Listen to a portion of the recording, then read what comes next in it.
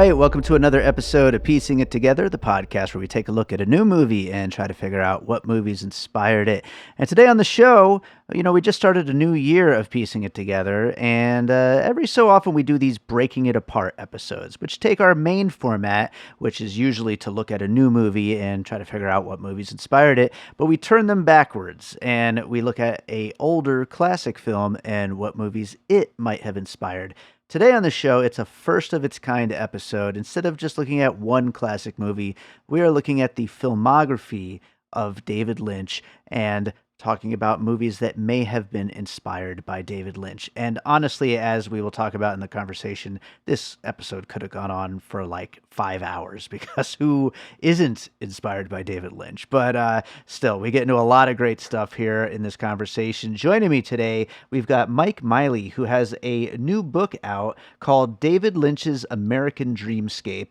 And we'll also talk a little bit about his book, and we get into a lot of great movies in this conversation. So that is coming up here in a second. Before we get to it, first of all, I wanted to give a shout out to the Beverly Theater here in Las Vegas, where I actually got to see Wild at Heart and Lost Highway. I wanted to go see some more movies. They were showing pretty much all of David Lynch's films this past week, but it's hard to get out all the time. But I got out to 2 of them, and it was a really great time over there. So thank you to the Beverly for showing awesome stuff like that.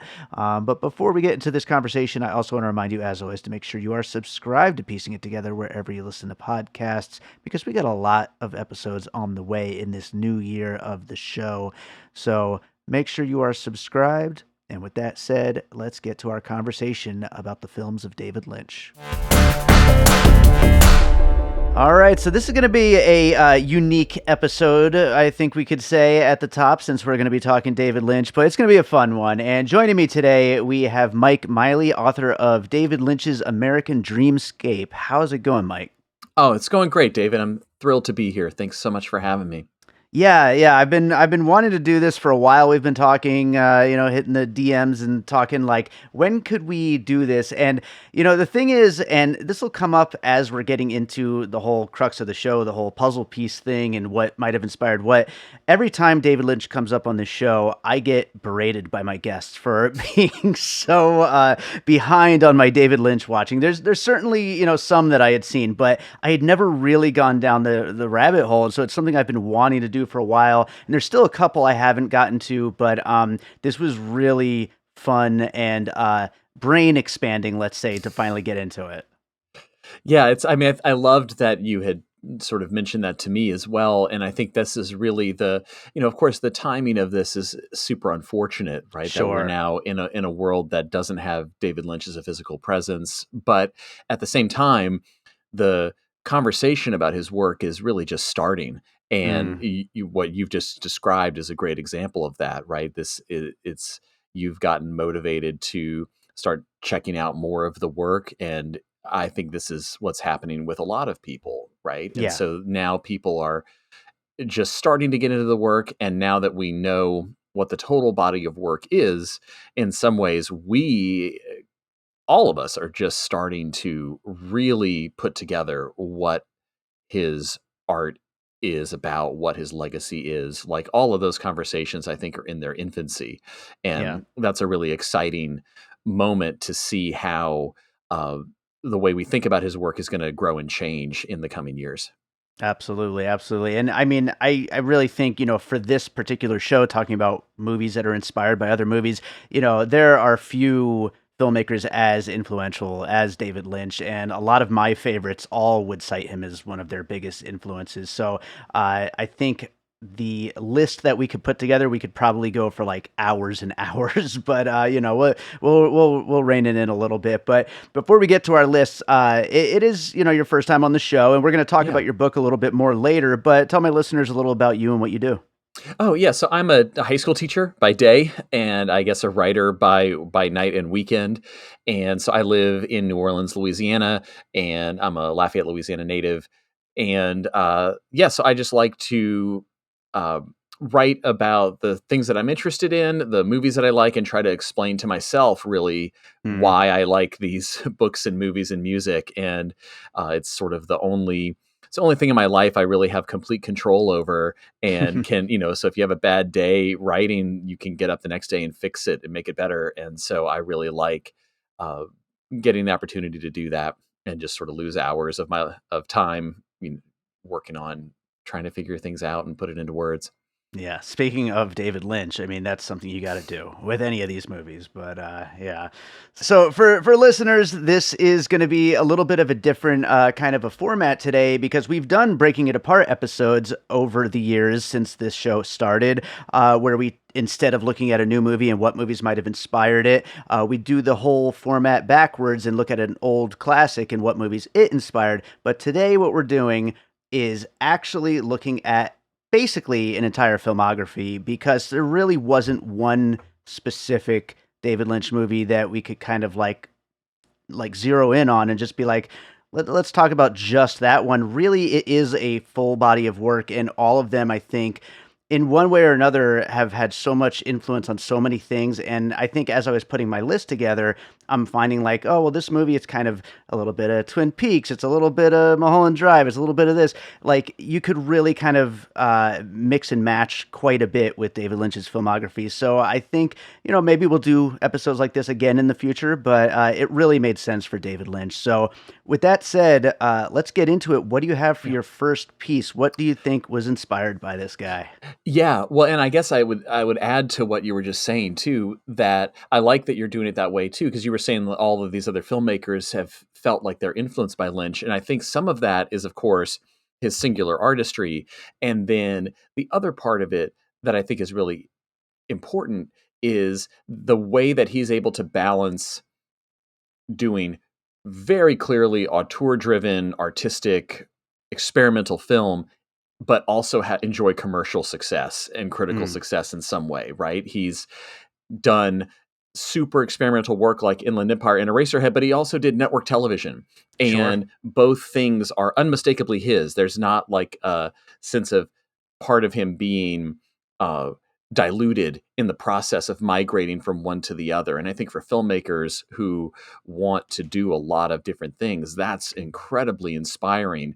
I mean, Yeah. arguably the last episode of Twin Peaks on ABC has maybe 20 minutes of the most experimental out there stuff that he's done. And it was on ABC.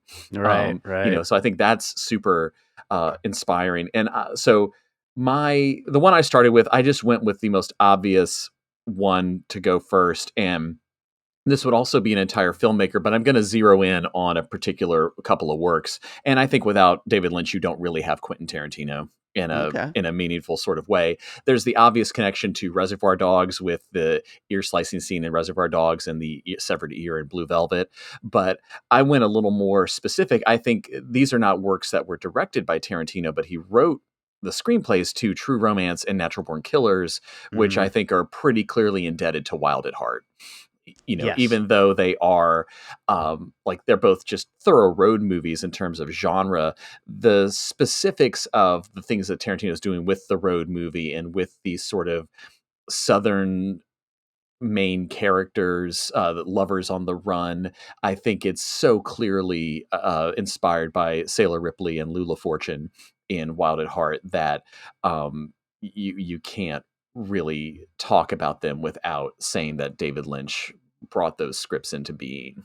Yeah, no, absolutely. I hadn't thought of True Romance, but Natural Born Killers was one that I was considering including here. And yeah, I think also everything you just said, like spot on, but also I would add something else we were just talking about in the kind of lead up to this, is just that kind of singular vision of like, this is somebody who is going to do their thing and Yeah. you're either in or you're out. Like, Yeah. we're not gonna wait up for you. You can either watch this and figure it out, or you can just be like, oh, that was weird, I don't get it, and move on.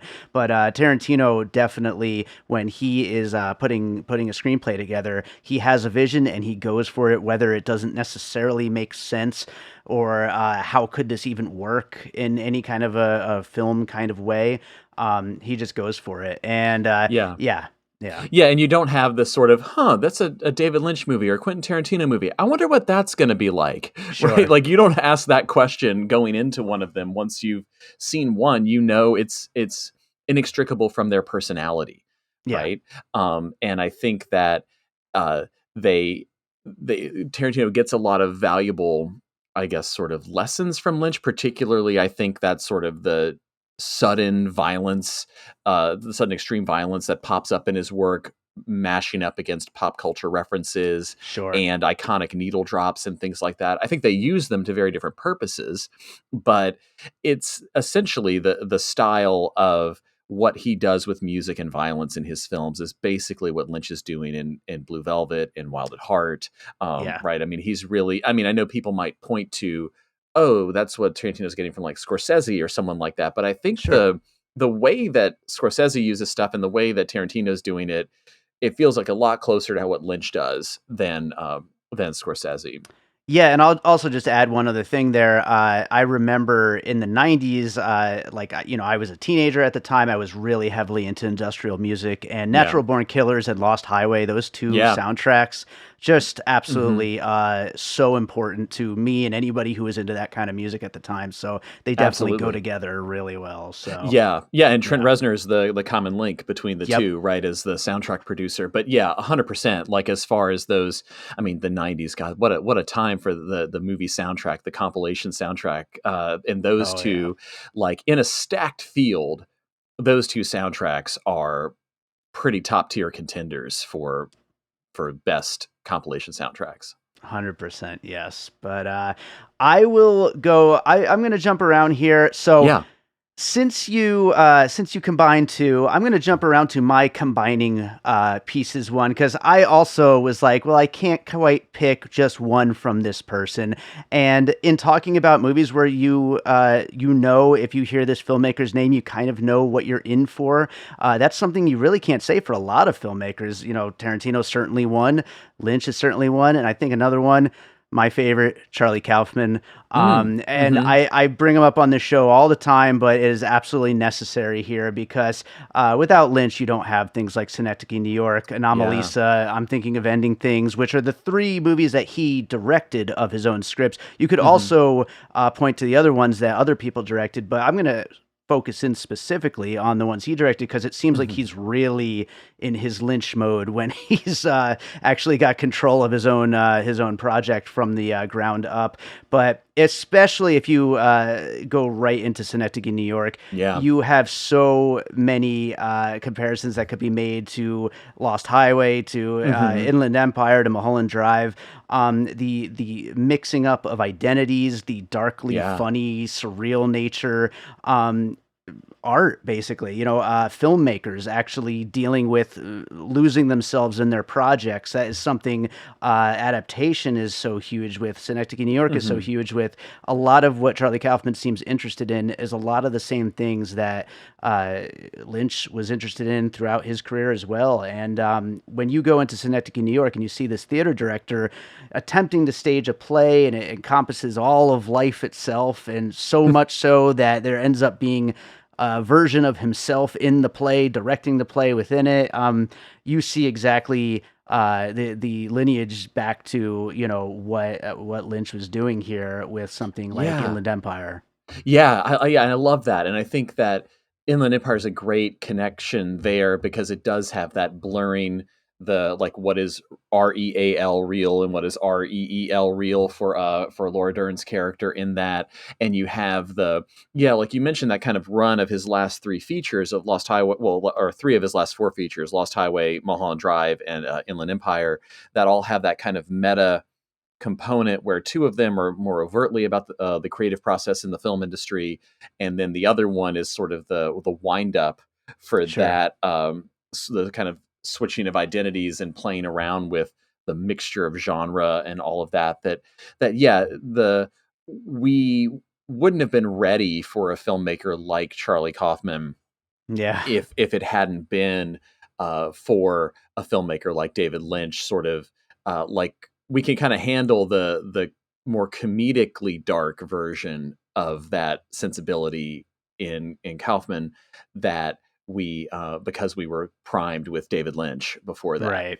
Absolutely, absolutely. You need that as a setup to get you through into things just getting so out there and so strange. But yeah, let's go to another one. What do you got next? Yeah, let's see. There's so many. I mean, we'll just get another obvious one out the gate. I think without Twin Peaks, the X-Files doesn't happen. Sure. Right. Like if we're talking about TV shows for a minute, just kind of, and people talk about Twin Peaks as sort of being the beginning of that kind of what we would now call prestige television Right. sort of mode. Although what I love is that it's prestige TV made out of all of the things that the prestige TV people would consider kind of trashy, right? Like soap operas, police procedurals, melodrama, right? It's all, I mean, Twin Peaks is a soap opera, right? And it's got a Sure. soap opera within it as well. But no, it's like it's arty, so it's different. It's like it's still like it makes no bones about it. It's still a soap. But then particularly the second season of Twin Peaks that gets into the more kind of supernatural UFO kind of stuff.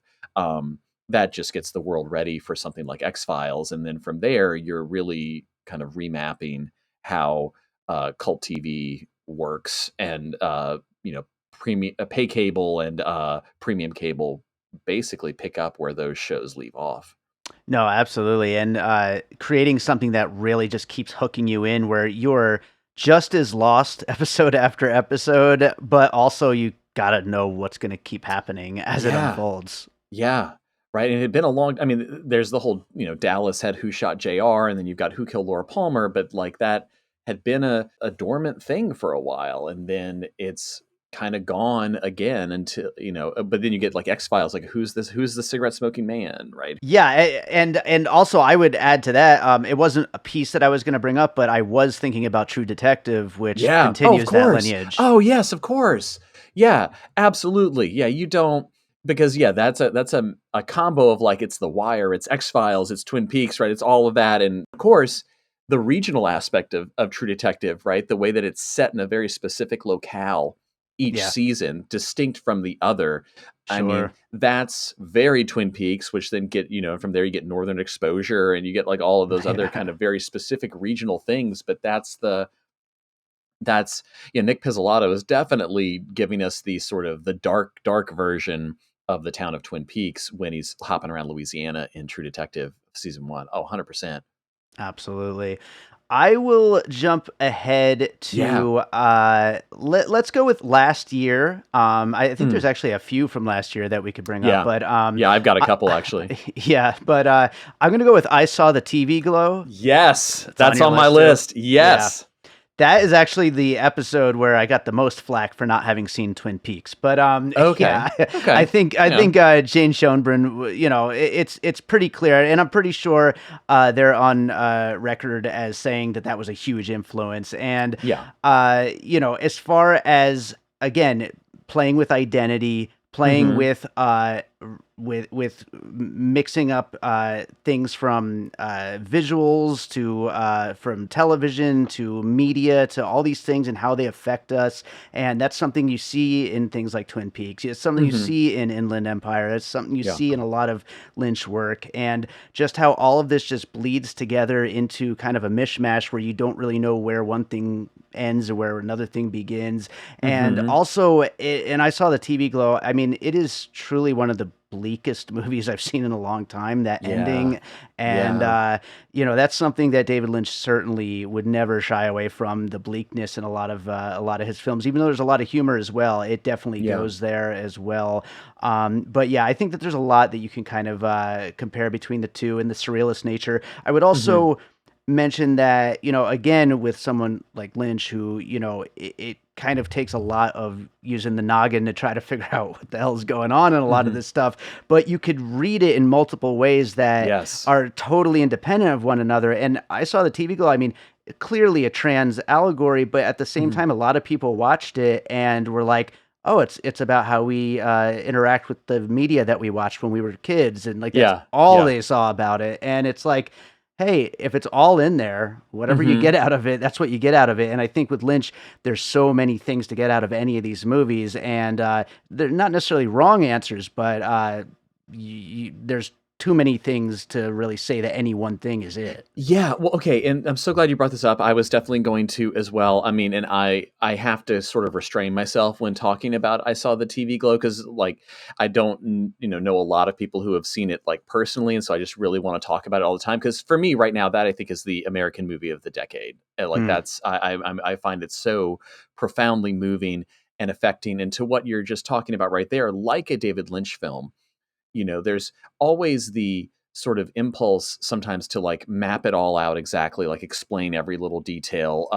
Imagine like the kind of a Reddit, thread trying to like sure. explain every single piece of it. And when I've showed David Lynch films to students, and you know, uh, one of them I think had this great reaction after they saw Mulholland Drive. When we were talking about it, they said, "I don't think I understand what happened in that movie, but I know I've never felt so much Mm, watching a film in my life."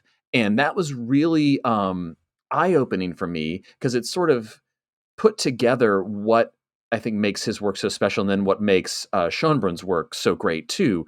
You don't have to understand all of it to be deeply moved. sure. Like what Sure. feeling it is what hits you first, and then you're walking away from the film saying, "This made me feel so much, and now I want to know more about what I was feeling." Yeah. And you get Yeah. less concerned about necessarily plot details than sort of, well, what is this feeling? Yeah. And I mean, in the movie, that's sort of very much like a central idea of the film, right? Why does this show make me feel the way that it feels? What's this all about? And I think that, yeah, it has that two world nature of like Fire Walk with Me or Twin Peaks, where you have like this world and then there's this other world that's existing somewhere else. I think Blue Velvet has this idea too. There's a main character in Kyle MacLachlan's character sort of thinking he inhabits one world and then discovering there's this other world that reveals a lot more about himself than he'd like to Mm, know about, and then was also going to throw in their first feature, We're All Going to the World's Fair, that I mhm. think has the same quality of a debut feature that Eraserhead has, in the Mm. sense that, I mean, Eraserhead, it's made by like five people. It's really Right. like a handmade movie that is the product of someone just immersing themselves in the world of that film and just relentlessly laboring to make it a thing. And even though We're All Going to the World's Fair has a larger crew than Eraserhead, watching it, it very much feels like, oh man, this is just two people in a room making a movie. Sure. and Yeah. and it's such an assured debut, like Eraserhead, that is just we're getting a cinematic sensibility arriving basically fully formed. And then, like that jump from Eraserhead to The Elephant Man, from We're All Going to the World's Fair to I Saw the TV Glow, it is this jump in reach, right? But you can see they are like just starting to realize their powers as a Mm. filmmaker, right? Yeah. In that level up, I think, is another kind of thing, which again makes you really excited for what are they going to do next, right? Sure.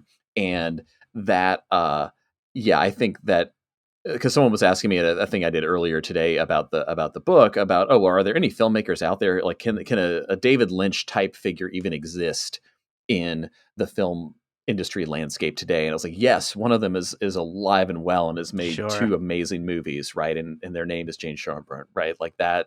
Um, yeah, their work, I think, is, but I guess here's the other thing, like we can point to all the Lynchian sort of things about it, but the aesthetic and the style and the sensibility is still wholly theirs, Oh, yeah. Yeah. right? Like it's not derivative in any way. Yeah. And that's the other thing that I love with, like, you can trace the pieces of their work, you can trace the pieces of Lynch work, and it in no way detracts from their achievements as a filmmaker, Yeah, right? there's It probably no one else you could more associate with Gen Z than Jane Schoenbrun. mm, And I mhm. mean, as far as Lynch being like this, kind of Gen X kind of filmmaker, I mean, it kind of fits that mold as well.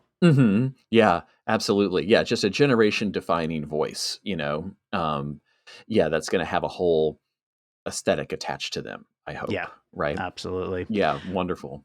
Well, let's go to another one. What do you got? Yeah. Ooh, okay, yeah, so now I can sort of, jump around a little bit. Ooh, okay, I'm gonna, I'm not going to throw a curveball just yet. Let's go with I put down Donnie Darko Sure. as particularly maybe in a Lost Highway influence. I think Mulholland Drive could also be considered a piece, but they came out the same year, so it's not really fair. Sure. Sure. But I think that that the sort of Donnie Darko, like um, the time loop kind of plot is very similar to that of Lost Highway, and then just the sort of the mood, the vibe, like Donnie Darko feels like one of those movies, not the director's cut, which tries to explain everything, right? The theatrical cut is Hmm. just you just are immersed in a mood, and you're just feeling things at 100% every moment of that movie, even though you don't understand what's going on. You find yourself deeply moved and creeped out and like laughing and sad and scared all at the same Sure. time. Yeah. And that emotional roller coaster feels very much like a David Lynch film too. Yeah, it's funny. I feel like right now we're seeing a lot of this Lynch influence, and I feel like in the early 2000s, around Donnie Darko, we saw so many movies that you could probably have on this list, and Mm. Donnie Darko just fits right in there. Things that Hmm. played with time, things that played with reality, with Hmm. different dimensions, and all these kind of things, and also movies that are just really hard to get your head around. Yeah. So Yeah, yeah, because I that's guess one. it was the people have described, I mean, there's like there's like puzzle films or changeover films, like Fight Club's a changeover movie where like it's one thing Sure. 2/3 of the way through and then it shifts to something else. And then the puzzle movies are like um Usual Suspects, The Sixth Sense, etc. Like it's very much the era of when DVD was at its peak, right? So there people are almost making and producing these movies with the idea that people are going to buy these on DVD and watch them over and over again, trying to figure them all out. And I think that was it's a great time for like budding cinephiles, right? The idea that repeated viewings of something give you more to get out of them. Yeah. Like that's a real that's a real boon to viewership and film culture to have that sort of be the mode of filmmaking that was really respected and valued at that time. Yeah, those are the kind of movies that make people like me start podcasts, you know? Right? Yeah, yeah, So, yeah. absolutely. Yeah, or write books like I did. I mean, like Yeah. that's just the complete and then I think too the way that they were talked about in the culture or the filmmakers were talked about, and this is a maybe getting us back to Tarantino again too. Like, wait a minute, so you watch this one movie or you buy this one album and now there's three more movies and albums you need to listen to because to find out where those came from, right? That Yeah. sort of never ending hunt for for the works to try to find the other things is thrilling, right? Yeah. And that's just sort of like that's a thing to build a life around. Yeah, Right. absolutely, absolutely. I'm gonna go with for my next one. This is something I specifically would attribute to Wild at Heart, which I just watched Hmm. for the first time last week. And let me tell you, at the end of the year, I always do a top 10 first time watches of the year episode. And right now, I can't imagine anything topping Wild at Heart. It was just Hell so yeah. good. It's so fun. But the first thing I thought of after that movie ended, and this might be a little out of left field, but it's where my head went, is Harmony Korine's Spring Breakers. Yes. Okay. It's Yeah. such a wild, I see crazy that. movie about youth and obsession with living in the moment and Hmm. music and sex and drugs and just living and stupidity and all these things kind of just mesh together. Harmony Korine is another filmmaker. Like your Richard Kelly, Donnie Darko, or even Yeah. like a Tarantino, or any of them that are just so singular in their vision. They do something that no one else really does. This Hmm. guy does this specific thing, and he's also known for like synthesizing all kinds of influences into a very weird lo-fi kind of aesthetic. Yeah. And I think Spring Breakers it's kind of his biggest movie, but at the same time, it still retains that.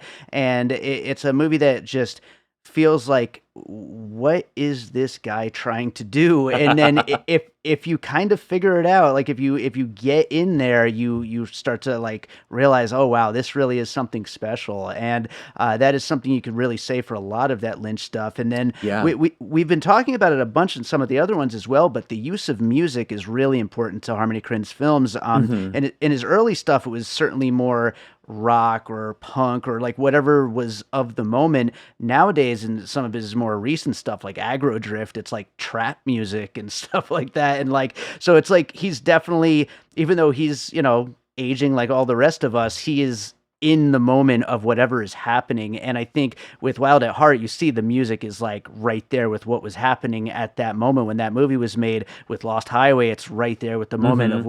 what, music was at that moment. And I think that's something that Harmony Korine does really well too. And Spring Breakers, the music is totally ingrained in everything that movie is all about. Yeah. Oh man, I love that as a choice because it's most of the time when people talk about Harmony Korine as a filmmaker, they're usually talking about Werner Herzog as like an Sure. influence or something like that. But like in Spring Breakers, yeah, you get that is the what the millennial or or something like Wild at Heart or something like that, right? Yeah. The sort of uh, and because Spring Break is their snakeskin jacket, right? Spring Yeah, Break is a sure. symbol of their individuality and belief in personal freedom. And you have James Franco's character is basically an updated Bobby Peru, like Willem Hmm. Dafoe's character. He's got messed up teeth. He Oh, wears, yeah. he's got a strange style of dress, and he has all these weird side hustles, and he talks incessantly, right? And Yep. Yep. so I mean, he checks all the boxes. And and I think too that Corinne's doing things with form in that movie with the style of editing that are comparable to some of the things Lynch does with form in other works like maybe like that last episode of Twin Peaks or like Eraserhead or things like that, right? There's different approaches to editing there Yeah. that are very interesting too. And then it's even making you think about how some of his earlier stuff, like even Gummo has that approach to presenting the what people would call abnormal as normal, right? Making the Sure. strange familiar, right? And that's a basic approach that Lynch has as well. Yeah, I think that's a really good and then like you said here, the way he kind of, even as his agent, he keeps it current, right? He Yeah. sticks with more, he's dabbling in music and things that are 20, 30 years his junior. Absolutely. And Absolutely. Lynch very much, he stuck to some things that were from when he was a kid, but then he also still has his finger on the pulse of what's happening now. And they both have that sort of music video aesthetic and style that that's most apparent in Lynch with Wild at Heart. But I mean, he made music videos. He Sure. Yeah. he does all this sort of stuff like Corinne. I love that. I love that connection. That's really cool.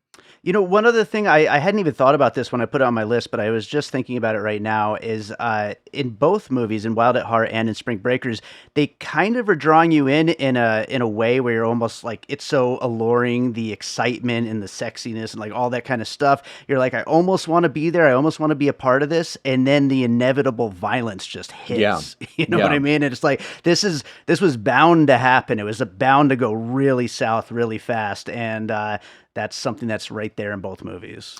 Yeah, and they have that sort of living at full volume style to them, right? Yeah, That like you're saying, yeah, makes you like really pulls you in, really weirds you out. But then you find yourself at the end, like lines from it, images from it, are still rattling around in your head, a decade later, right? Like yeah.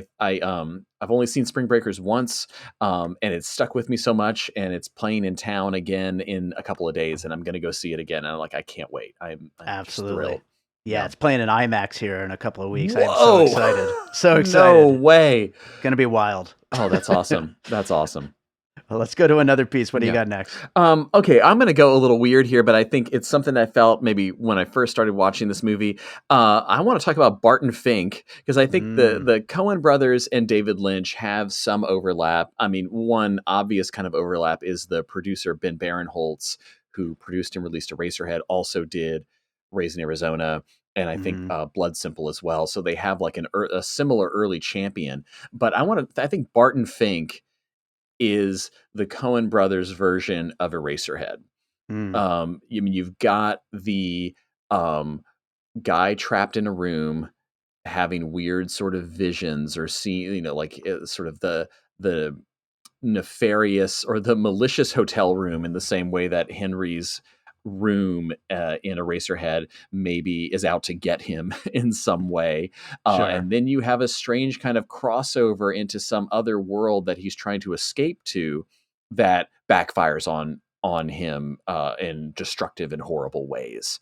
Hmm. And they both arguably have similar endings where they wind up in some other place removed from time that they've been fantasizing about in some way, right? Henry's got the lady in the radiator who he, winds up with at the end, and then Barton Fink has that picture on the wall in his hotel room that spoiler alert, where like he winds up on the beach with that woman in the picture at the end and asks her, "Are you in pictures?" She says, "Are you kidding?" Right? But Yeah, they both kind of wind up in some other place that might not be the real world anymore.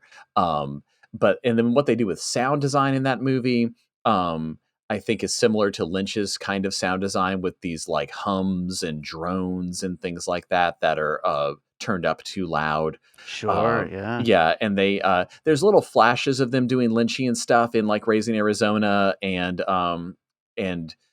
Miller's Crossing with the violence in Miller's Crossing that I think you put Lynch and the Coens together. That's really how you get Tarantino and his kind of approach to some That's like true. photographing violence and strangeness. But I think and they're all roughly contemporaneous, but Lynch comes first and then the Coens and then Tarantino, right? So I think there's a lot of their early work um that where they are kind of indebted to and then like there's like the weird sort of stillness, like the shots that hold for too long on like Mm. kind of like the weird like some weird older like porter in the hotel just sort of standing there in the hallway staring, like all of that stuff is sort of now it's cliched, we see it in everything, like the sort of lingering too long on a shot that has some sort of weird like big weird empty space with like a single figure in it.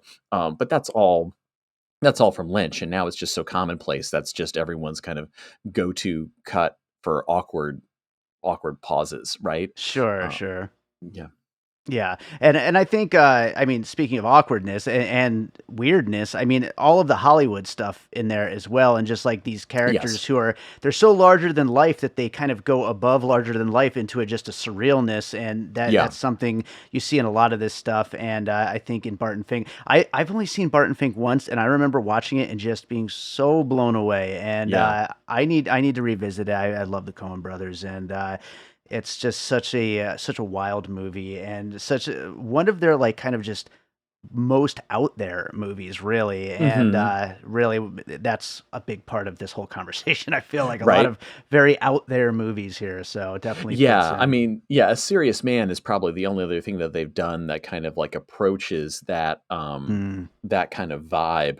Um, but yeah, and I guess they were, the backstory with that one is that they had writer's block when they were writing Miller's Crossing, and so they stopped and wrote Barton Fink, and then Okay, that yeah. helped them get back to figuring out what they needed to do with Miller's Crossing, and then they wind up with 2 movies ready to go and, do 'em back to back like that. Yeah, I think they've done that a few times over the years where they're writing multiple things, jumping back and forth between projects, and they eventually come together. But Yeah. yeah. So, uh, I will go to another 2024 one because Yeah. it's got to be on the list, I think, and that is Mm. The Substance, Okay, yeah. we're recording just a week before the Oscars, and I think it's a very real possibility that it's going to be a huge winner at the Oscars, which is just wild for a movie that out there and insane. But I'm so excited for it. But this week doing this kind of Lynch recap, trying to watch as many things as I could. I mean, seeing things in Inland Empire and Mulholland Drive and Mm. stuff like that, and Mhm. seeing how much of an influence it must have been on this movie, along with the obvious influences of things like David Cronenberg and Yeah. all these other legendary filmmakers. But I think there's definitely a lot of Lynch in there too. I was just talking about the bizarre celebrity stuff, the interview portions where everybody's just kind of laughing and just like everything is just getting really weird and surreal. I think the lens choices with the cinematography, there's a lot there too, and also playing with the darkness as well as the bright lights and the neon and all that kind of stuff. You get a lot of that as Mhm. well. I think of course, the multiple identity thing of The Yeah. Substance is just right there. It's Yeah. exactly in the line of what we know of Lynch, and then just specific scenes. I mean, in Inland Empire, when Laura Dern goes into that alleyway and finds that door into that like grungy room. I mean, Oh yeah, it's so reminiscent of where Demi Moore finds the substance in the right. substance. It's Oh wild. yeah, I didn't even think about that. Yeah. Yeah, it's crazy. And then one other thing that must have been actual homage or whatnot. Sue is the alternate name for both of these characters in Inland Empire. Oh, So that's a good catch. Yeah. I think it has to be an intentional thing there. Yeah, and I think yeah, there's so many good things that you're bringing up there. Right, there's the sort of persona switching thing, like in Lost Highway, that happens in the substance, and like the fun thing is, oh, they switch back multiple times, right, rather than just once, which is sort of Sure. a cool vibe or a cool thing to add to it. And then just yeah, I think the tone of parts of it feels a lot like the first two-thirds of Mulholland Drive, where I mean, this is one that's maybe most overt about the entertainment industry, but I think the Margaret Qualley parts of it are as over the top, um, enthusiastic and sunshiny as the Naomi Watts as Betty Elms parts of Hmm. Mulholland Drive are, right? That's sort of too good to be true. She's getting every break imaginable. That dreamland version of Hollywood feels very Mulholland Drive inspired to me. And then, like you said, like Inland Empire, we have stars who I guess have significant things that happen to them on the Walk of Fame. Yeah, Right? yeah, that too. They Yeah. there's blood on the Walk of Fame in both cases. Yeah, there you go. That is definitely a good connection there as well. So yeah, let's go to another one. What do you got next? Okay, yeah. So this one, I saved some like maybe more controversial ones for the end. But I was thinking about Eyes Wide Shut having some heavy. That's my last one Is it actually. Yeah. really? Yeah. Okay. All right. So yeah. So wait. So why are you saying Eyes Wide Shut? Oh, I mean, I think that there's a lot of interesting ways that you could connect the two. I mean, I think Hmm. this society that is beyond what these people in these movies could ever really know. There's always something so much bigger than them, and they're Yeah. as lost as we are. Like, really, I mean, there's a lot of we're talking about the open endedness and trying to like understand what's happening on screen, but these characters don't understand it either, and that's something that I really loved about Eyes Wide Shut is just how Hmm. Tom Cruise is just as lost as any of us that are watching it. Yeah. Yeah. And I mean, and we know that Kubrick was a huge fan of Eraserhead. Like, I think at Mm, some point he says something like that he thinks it's one of the best movies ever made. So he was definitely a Lynch fan. And I think I mean, the closest parallel for me, I guess, would be with Lost Highway. They're mhm. both sort of dreamy tales of male sexual inadequacy where Yes. where the guys try to imagine. I mean, in Lost Highway, you have like, depending on how you interpret it, right? You have Bill Pullman's character literally imagining himself as a younger, hotter, cooler dude who can please his object of desire more than he can in real life. Similarly, in Eyes Wide Shut, you have Tom Cruise trying to pretend to be maybe a hipper, cooler, swinging dude Sure. who can live the life of his fantasy, and both of them fail miserably at it. Mhm. And it all kind of comes crashing down for them in big ways. Now, I guess the difference is Eyes Wide Shut has a much more optimistic ending than Yeah. than Lost Highway, Sure. um, but they're both pretty bleak and pretty damning in their looks at men. I mean, obviously, Kubrick's project was um, gestating and like much longer than for Lost Highway to be a true influence because he's probably in principal photography when Lost Highway comes out. You're right, But I right. think that the the way that the movie sort of drifts back and forth between dreams, a dream state and a real state, and never being sure which one you're in, that's David Lynch's home turf. Yeah.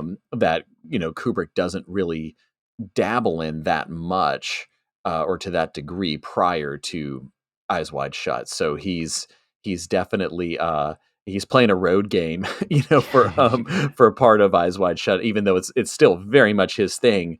But you can see in there how David Lynch could have been on his mind when he's maybe Yeah. trying to figure out how to do something. I mean, I know we normally never people don't usually talk about Kubrick as like having influences, right, or like Right, sure. sort of being inspired by somebody else, right? No, he was a photographer, and then he just was the greatest filmmaker of all time, and that's it. 100%. It's Yes. like come on, like there's plenty of room in his work to see where he was getting ideas from other places.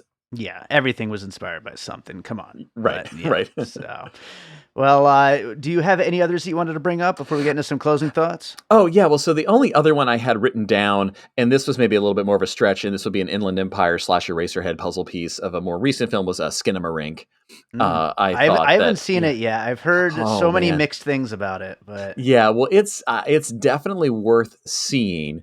I am really happy I saw it in a theater with a packed crowd because I think that was a very terrifying experience. mm, But I also think it might be even more terrifying at home, uh, because if like you're watching on a computer with headphones on in like a dark room, like that just feels like that's even more nightmare fuel. yeah, The yeah, Which is similar to Inland Empire, I guess. Like it has such a gritty, homemade, like digital aesthetic that seeing Inland Empire in a movie theater is a stranger experience maybe than like watching it on a laptop because it feels like such a digital thing. hmm, Um, and so I think Skinamarink is, and also the way that Skinamarink is sort of made up of, or it kind of grew out of a project where people were like, sending him descriptions of their dreams, their nightmares, and he was like trying to make films out of them. yeah, Uh, something like that. like the way that Inland Empire is cobbled together out of several different projects. Also, you kind of have that feel in Skinamarink where like both movies sometimes don't feel, and I don't mean this in a bad way, but like don't feel entirely finished, Mm, which kind of gives it a more uncomfortable feeling because you don't really know like where this is going or what could happen next, right? There's a safety net that comes from a work that feels more polished and put together and complete that is sure. absent in those two, and so you really that just makes it, you're already tense even if nothing's happening. And Yeah, I think both yeah. of those films have that going on too. Well, since you brought up Skinamarink, which is so experimental in the way that it's put together, I was actually thinking about Paranormal Activity, Oh yeah, which I mean, especially with Lost Highway, with those VHS sequences where yeah, you're seeing the videotape, the very very lo-fi, as lo-fi as you can get, basically videotape of being inside the house and seeing what's happening in there, and just how creepy that is. It's like kind of, what if we took those sequences and made a whole movie? Like that's yeah, yeah. No, that's good. Yeah, I like that because there's also that sort of feeling of like the degree to which how much, like a chicken and egg thing, how much is the surveillance bringing the haunting yeah, about? It's like yeah. it's not just capturing the haunting, but how much of it is maybe part of the haunting. Mm, In the same way that Lost Highway like is the act of being surveilled, um how much of that is fitting into Fred's paranoia about sure. his wife being up to other things, right? Like that sense of, oh, someone else has been in my house. Like, it's all kind of part of his paranoia about not maybe having his wife's heart the way that he wants to. Sure, That sure. prompts him toward lashing out violently. Yeah, yeah. Well, I think we got into a lot of great stuff here with all of these Yeah. pieces. We really got to a lot of interesting movies. Any closing thoughts before I want to talk about your book a little bit, but anything Oh. else about just Lynch in general? Oh gosh. Well, I mean, I think uh I think what I really like about, or what's been really comforting to me in the like month or so since he's passed away, is seeing the all of the different ways people have responded online to his work that like helped me put into perspective and kind of appreciate just how profound of an impact he's had on the culture as an artist. And because I guess I had been stuck in sort of book mode for so long, just thinking about my own relationship to Lynch and my own interpretations of his work, that it was really just cool to see the kind of outpouring of affection that people had for him, that just kind of pointed out to how much people really do need and want examples of someone living what he called the art life, right? That Yeah. idea of someone being wholly unapologetically who they are and pursuing their interests to the exclusion of most else, how that's still inspiring to people and how we still need that to such a great degree. And that was a really nice reminder to see as a way of kind of making the grieving process a whole lot more of a joyous thing. Like it felt like a Mhm. real celebration of his life and work in Yeah. those first couple of weeks afterward, and that was really great. And I'm glad that we can do things like this to even do more of that and give people more things to look at, more things to think about, and more ways to get into his work. Yeah, no, that's awesome. And yeah, I just want to mention that, I don't know why I never went down this Lynch rabbit hole before this because I always knew it would be for me. I mean, like I said, Charlie Kaufman is my favorite person Hmm. in movies. And, a lot of these other things we've been talking about here are all things that I really love. And so I always knew it would be something I would like. It's just, I guess it's a daunting task, especially when you know just how, uh, you know, all consuming it's going to be once you get into it. And so now I definitely want to fill in the rest of the blanks that I haven't seen. There's only a few I think left, but I'll get to them. And yeah, I'm happy that we did this though for sure. So Yeah, well, I guess hopefully it takes some of the pressure off that you're getting from listeners a little bit. Maybe yeah, you're off the hook for a little while, right? for a little while. Yeah, absolutely. I will figure out what filmmaker I'll get yelled at about next, and I'll do another episode. But yeah, so let's get into your book a little bit. Yeah. Tell us first, what it's all about. Yeah, so David Lynch's American Dreamscape is, I guess, the shortest way to explain it for your listeners would be it's more or less a piecing it together episode about each David Lynch movie, but focusing instead of on different films that go into it, on literary works and musical forms and traditions. And so half of the book is looking at how his some of his films are picking up on signals from literary traditions like children's literature, like Where the Wild Things Are, or a work like The Yellow Wallpaper or The Bell Jar, that seemed Mm, to me to be very resonant with Eraserhead and with Fire Walk with Me, or Mulholland Drive and the fiction of Nathaniel West, who wrote Day of the Locust.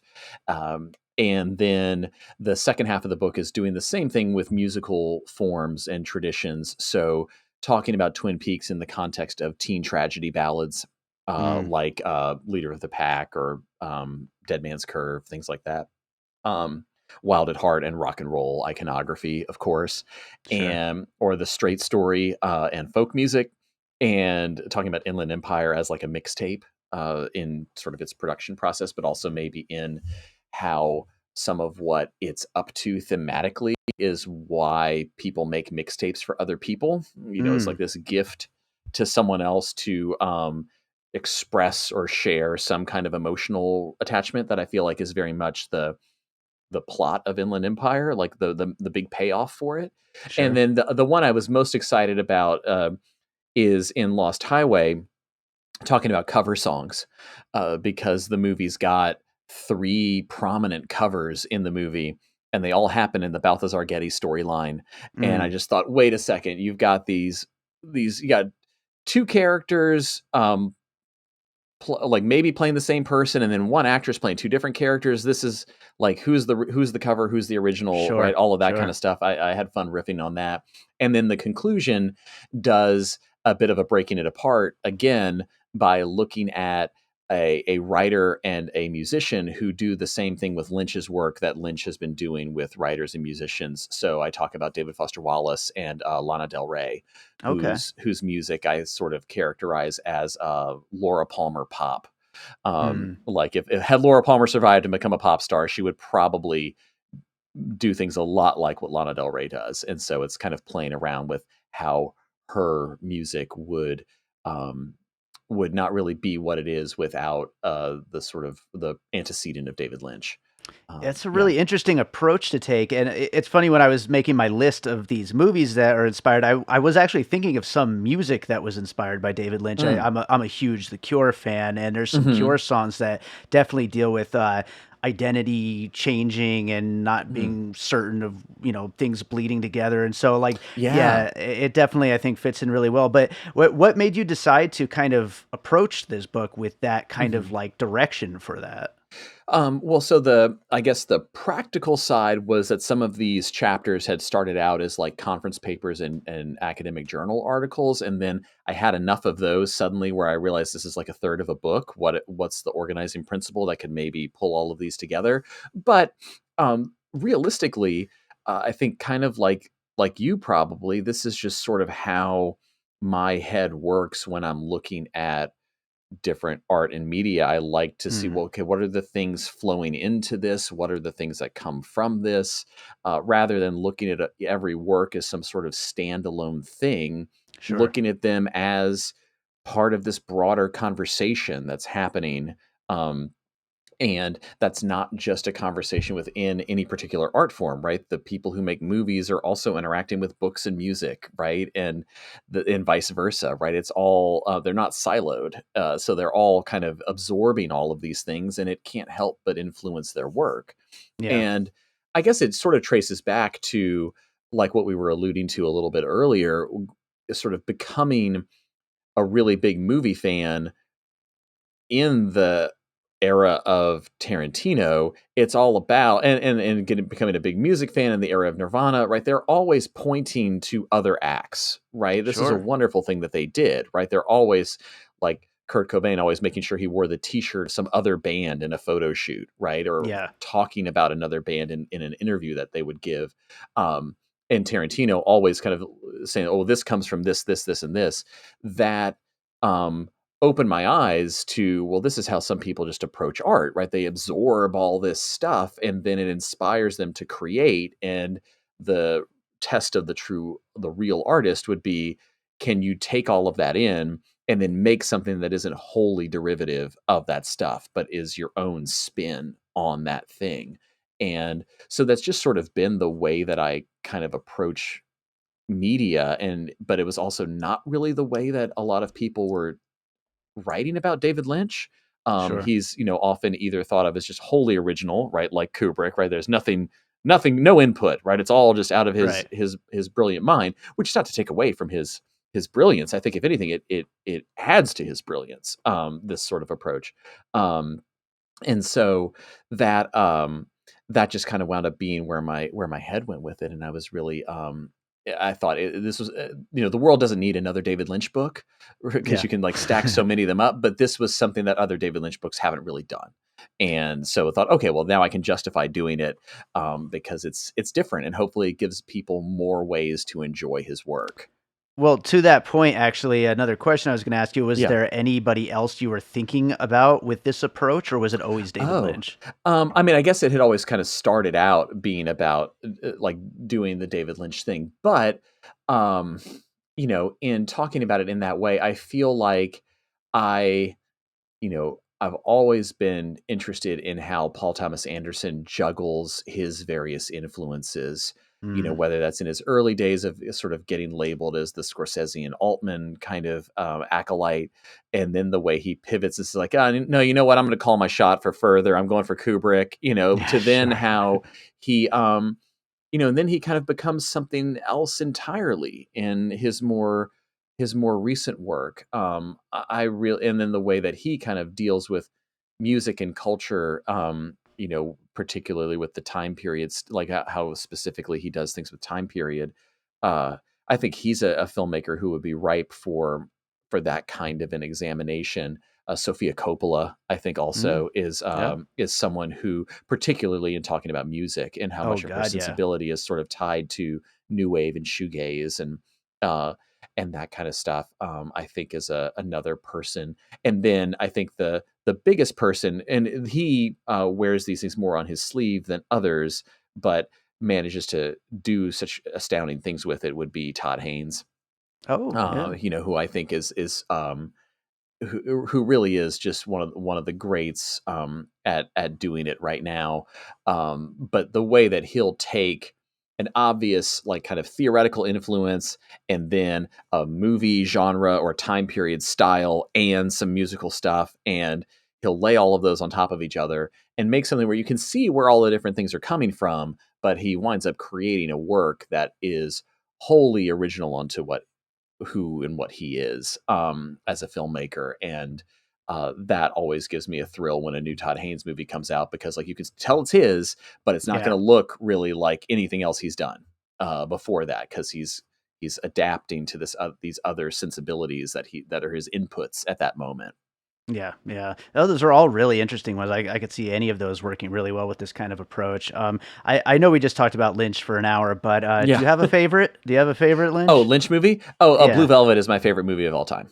Okay. Very good. I think that in I wonder if Firewalk with Me is actually his best movie right now, but Blue Velvet's still my favorite. But I think Firewalk with Me is doing so many astounding things that people are just now kind of starting to wrap their heads around what he pulls off in that movie.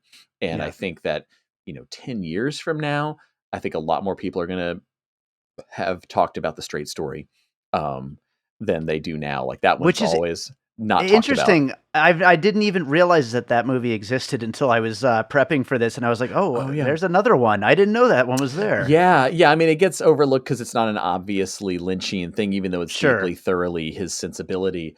But I think that's going to change, and some of that's just got to do with people finally catching up to what it's doing.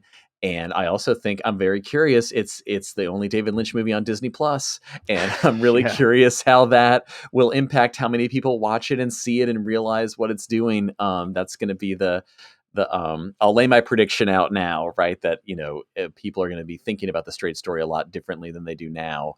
And I think it may have something to do with it being on that streaming app that also has Bluey and other, it's the Sure. David Lynch movie you're going to be able to put on with your kids around. there's no others that you can say that about. Amazing. Yeah, absolutely. But I'm curious, now that you've gone down the rabbit hole and stuff like all this, which one's standing out to you as your favorite now that you've mainlined like 3 or 4 of them in a week or two? Yeah, absolutely. I mean, I think I gotta go Wild at Heart. It's just so damn fun. But Mm-hmm. I don't know. I've honestly really liked all of the movies that I've seen so far. So, and a lot of them definitely require multiple viewings. Mm-hmm. So, it's very hard to say. But yeah, I would say right now I would have to say Wild at Heart. I mean, you've Awesome. got an incredible Lynch movie, and you've got Nick Cage and Laura Dern just at the top of their games. I mean, they're Yeah. so good. So, Yeah.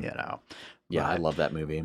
I gotta ask you. So I haven't read your other book, Truth and Consequences: Oh, Game yeah. Shows in Fiction and Film. But Yeah. I was just curious. Do you cover Wheel of Fish from UHF? Oh God. Now I got to remember if I mention it. It's not specifically covered. I can't remember whether I mentioned UHF at all. I know I definitely wanted to. Hmm. It might get like a passing reference, Uh-huh. but yeah, UHF was very much on my mind working on that. Let's see, the weirdest kind of game show thing in there. Yeah, I think it's mentioned, but I don't remember. It's more a silly one is like that not great John Ritter movie Stay Tuned that has some weird kind of parody game shows I kind of in it. remember that. Yeah. Yeah, that one's got like a whole chapter about like the Running Man and the Hunger Games and things like that. Sure. There's another chapter that covers Magnolia and its relationship Mm. to J.D. Salinger and David Foster Wallace in fiction. You got a chapter about love that has like White Men Can't Jump and the Rocky Horror Picture Show sequel, and some Melvin and Howard. Well, no, that's in a different chapter. And then you have this other chapter that covers like quiz shows, Slumdog Millionaire, Melvin and Howard, things like that. So thematically, UHF didn't quite make it in to the themes we were covering. But I really did want to find a spot for it somehow. But I guess what I found out with that one is I was worried, are there going to be enough game show, like movies and books that reference game shows and do things with them to talk about? And then suddenly I've got like 20 things I wanted to talk about and didn't get a Sure. chance to. And UHF was definitely one of those. Oh, so Yeah. funny. But Yeah, and it's just great. last year we had that Woman of the Hour, the Anna Kendrick film. Yeah. That would Yeah. have fit well if It they were would. just doing it. So Yeah, absolutely. Yeah. Yeah, I saw that pretty recently. And yeah, and there was there's a show Quiz Lady, and there's been a couple of novels that have come out that have done some stuff. So and then of course the Hunger Games series keeps going. Yeah. So, and then I think and Edgar Wright's going to remake The Running Man, right? Sure. So there, Sure. yeah. So it keeps happening. And I'm glad I don't have to I can just watch those and enjoy them and not just have to be like, oh, I gotta come up with Another a take. chapter. Yeah, I got to Yeah. come up with a take for the chapter on this. But no, thanks for asking about it. Yeah, that was a fun book to do. Yeah, it sounds like a really fun one. So, just last question here: is there Yeah. anything else you're working on? Any ideas that you're trying to put out there? Yeah, I've got a couple of books that like very early on, like kind of signing on to do. One of them's an oral history about a cult movie from a very dark comedy from the late '80s, starring some Gen X teens. That's also been remade as a musical and a television series that and I don't want to completely name it yet, but I guess people can probably figure out which one I'm talking about. And then I'm also working on because that's sort of a move into the more kind of trade, broader audience kind of work. Hmm. And then I'm also going to work on a lot of the other academic work I've done has been about David Foster Wallace, and I'm going to be working on a reader's guide to reading his book Infinite Jest. And the goal or the setup of that book is, reading this book along with Infinite Jest is going to help you finish reading the book, Okay, because it's sure. Yeah. famously a book people start and don't finish or just have on their shelf. And so this is sort of like a person talking through the ideas of the book in your ear and encouraging you to finish the book. So those are both like kind of just getting started on them. So they're going to be a couple years probably before they see the light of day. But I'm excited to be working on both of them. Very cool. Very cool. Yeah. Well, Mike, this was a great conversation. I think we got into a lot of Yeah. great stuff here. Thank you so much for doing it. Tell people where they can find you, where they can find the book. Yeah, so the book right now is it can be a bit of a challenge to find because I guess it's coming from an academic press, and academic presses aren't always ready for a bunch of people to kind of want the same book at the same time. So Hmm. a lot of places will list it as being back ordered. If people can be patient, I would encourage them to get it through their local bookstore, and have them order a copy. Jeff's store frequently poaches a lot of the stock once it comes in. So if you really want it immediately, you can go to Jeff's store and get it. But I would encourage you to maybe try a different venue. And then as far as finding me, I'm at Mike C. Miley on Instagram, and that's also my handle on Twitter, although I'm not sure how much longer I'm going to be there.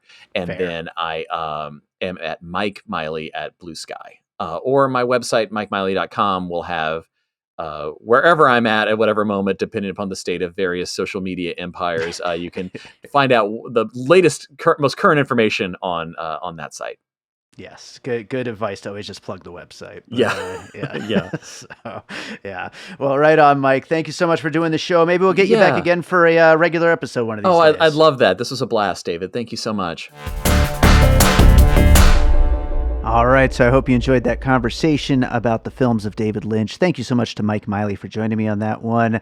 And thank you to all of you for listening. If you're enjoying piecing it together, make sure you are subscribed. We got so many episodes on the way. I am having so much trouble finding spots to release them all, but they'll all make their way out there. And if you're subscribed, you'll find out as soon as they come out. You can also follow me on social media at PiecingPod to find out everything that's going on. I'm, of course, on Instagram, Twitter, Facebook, Blue Sky. It's all the at Piecing Pod.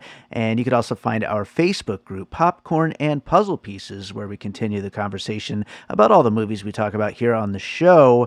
And we'd love to have you in that group. It's a closed group only for fun, worthwhile cinephiles who actually like talking about movies. No trolls, no people scamming or spamming or any of that kind of stuff. Just movie lovers who want to actually talk movies. It's a really fun group. So join us over there at Popcorn and Puzzle Pieces. And with that said, let's close this out with a piece of music like I always do. And let's see, what should I do for today's episode? I feel like I have a lot of music that would fit really well with this kind of, the sound and the style and the dark and weird of something David Lynch. But what should I pick? Let's see. You know what? I'm going to go from my new album, Missing Pieces, And let's see, I got a few tracks on this one that I think could be a good fit, but I'm gonna go with the track "Warm." I feel like this would definitely be a good one to include. So we are going to play out with "Warm" from the new album Missing Pieces. Hope you enjoy it, and we will be back with more piecing it together real soon.